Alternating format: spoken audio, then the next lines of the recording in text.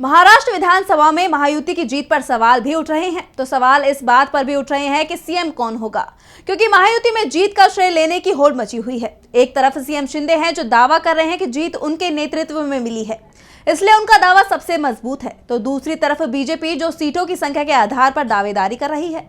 मुंबई की लड़ाई दिल्ली तक आ गई है, क्योंकि महायुति के सभी बड़े नेता दिल्ली में जुटे हुए हैं। महाराष्ट्र में महायुति गठबंधन की जीत भले ही सवालों में है, लेकिन ये भी तय है कि महायुति की सरकार बन रही है।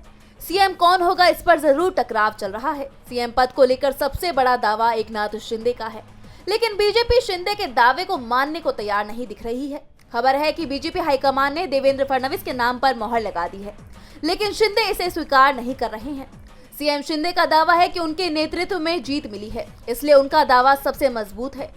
शिंदे की तरफ से बिहार मॉडल की तरह ही महाराष्ट्र में सरकार गठन का प्रस्ताव रखा गया है, यानी सीएम छोटी पार्टी का बन जाए, लेकिन मंत्रियों की संख्या विधायकों की संख्या के आधार पर तय हो। बीजेपी के पास ज्यादा विधायक हैं तो उसके ज्यादा मंत्री बने, एनसीपी के विधायक कम हैं तो उसके कम मंत्री बने, लेकिन शिंदे की मांग को बीजेपी हाईकमान ने स्वीकार नहीं किया है। बता दें कि 2019 में भी शिवसेना ने सीएम पद के मुद्दे पर ही एनडीए को छोड़ा था। ऐसे में शिंदे क्या सीएम पद को लेकर एनडीए छोड़ सकते हैं? अगर अजीत पवार का साथ मिलता है तो ऐसा संभव है, लेकिन अजीत पवार फिलहाल देवेंद्र फडणवीस के साथ दिखाई दे रही हैं। लेकिन ये भी साफ है कि सीएम पद का पेच सुलझता नहीं दिख रहा है और अब महाराष्ट्र में राष्ट्रपति शासन लागू करने की तैयारी भी शुरू हो गई है।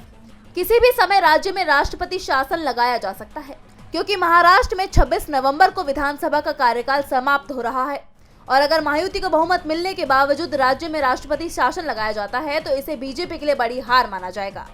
डीबी लाइव की रिपोर्ट।